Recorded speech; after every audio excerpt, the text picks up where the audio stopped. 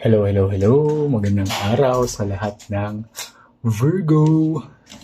Welcome back at sa mga bago, welcome to my channel. Ako nga pala si Mystico Moreno or in short, Mismo. So today ang gagawin natin ay ang inyong weekly love reading para sa February 23 to 28. So hanggang sa dulo na ng buwan. Okay? So, tignan natin ang energy na masasagap ko sa Virgo Collective. At habang binabalasa ko tong card na to, gusto kong magpasalamat sa lahat ng Virgo na sumusuporta sa aking channel. Thank you, thank you, thank you. Sobrang appreciated. At sa mga bago na nakasubaybay ngayon, sana supportahan nyo rin ang aking channel by subscribing, by liking this video, and by engaging sa pamamagitan ng pag-comment kapag nag-resonate itong reading na to sa inyo. Okay, so ang gagawin ko is bumunot ako ng isang card as the overall energy ng reading. Okay. Tapos sa dulo ng reading, bubunot ulit ako isa pa to seal the energy. Okay? So, simulan na natin.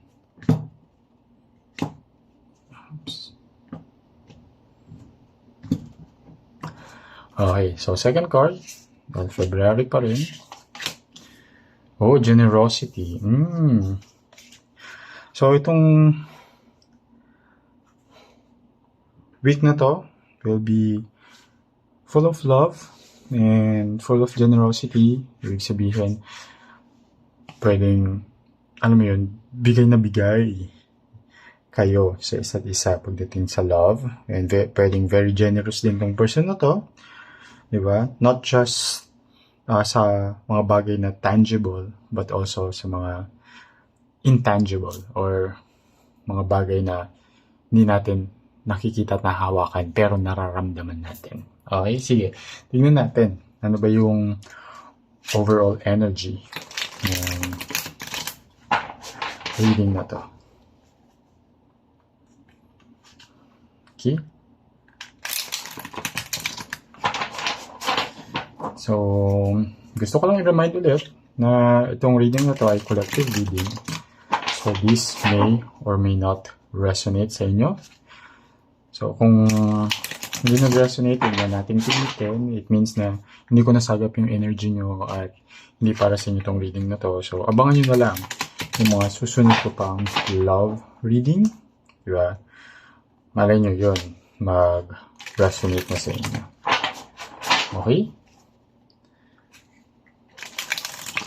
There you go. So, bunot ako ng 10 cards para sa reading na to at i-interpret natin. Second card ulit. 8 of Wands. 4 of Wands. Queen of Swords. Page of Swords. Knight, 9 of Pentacles. 9 of Wands. King of Pentacles, Knight of Wands, Knight of Pentacles, and last, Ace of Swords. Okay. Sige. So, walang very strong energy na sign, so pwedeng lahat. Okay?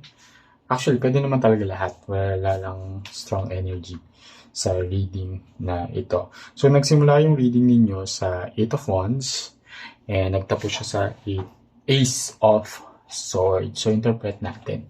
So, si 8 of Wands, okay, there's, okay, there's so much passion in this connection.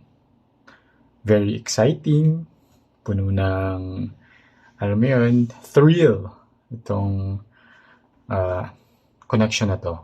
And itong tao na to is someone na talagang, alam mo yun, tuloy-tuloy lang yung pag-express niya nung love niya sa inyo. Tapos pinakita pa dito sa 4 of Wands, di ba?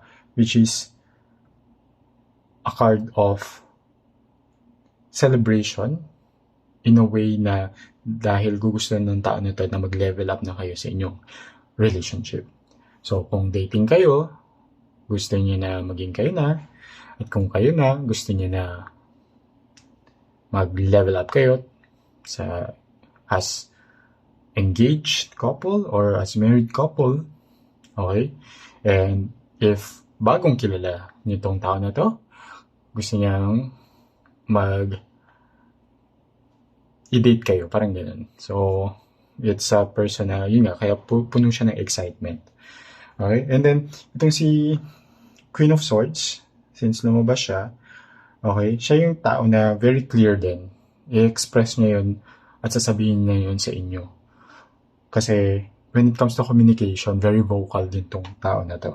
Okay, walang paligoy-ligoy, wala nang, alam mo yun, sobrang drama. Okay? And, tingnan mo, lumabas.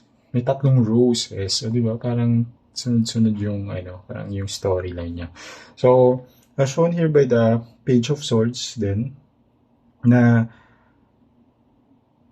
very, gusto niya talaga din kayong mas makilala pa. Kahit na kayo na, parang yun nga, kaya gusto niya mag-level up kayo sa relationship niyo is to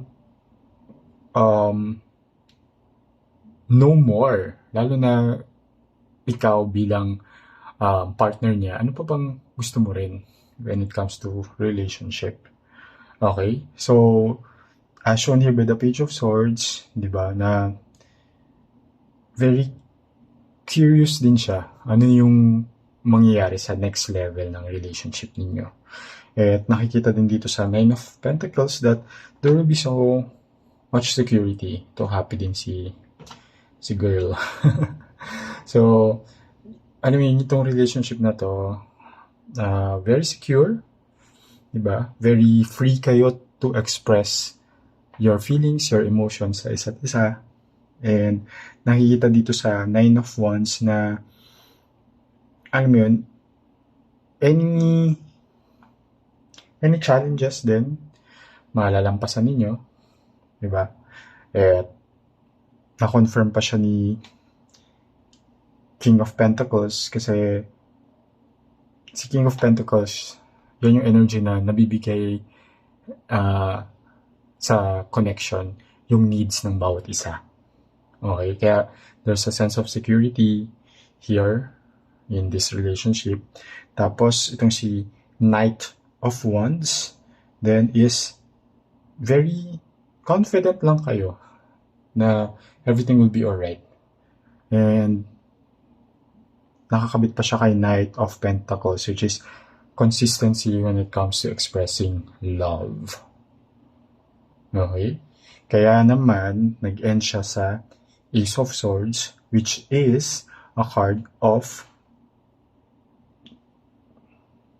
clarity or truth na, ayun, very clear naman sa inyo sa isa't isa na gusto nyo isa't isa, gusto nyo very eager tong person na to mag-level up na yung relationship niyo, na curious din siya na malaman ano ba yung magiging hihinatnan nung next level ng relationship niyo. And I guess na-feel ko na energy dito is ikaw din naman, your accept yung next level na yun. Kaya magkakaroon ng panibagong simula din na punong-puno ng clarity and ng truth, as shown here by the Ace of Swords, which is having a fresh start. And this fresh start is the next level in your relationship. And yun nga, nakikita dito na very generous itong love na binibigay ninyo sa isa't isa. Okay?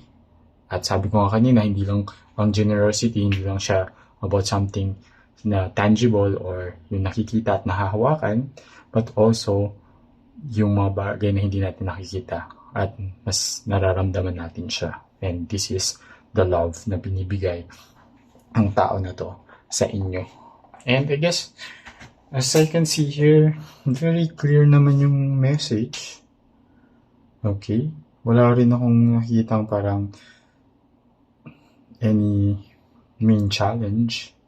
Kaya, sige, hindi na ako bubunot ng supporting card. Ang gagawin ko na lang is to seal this reading, this energy, with another oracle card. Okay? Which is, okay, card of hope. So, yeah.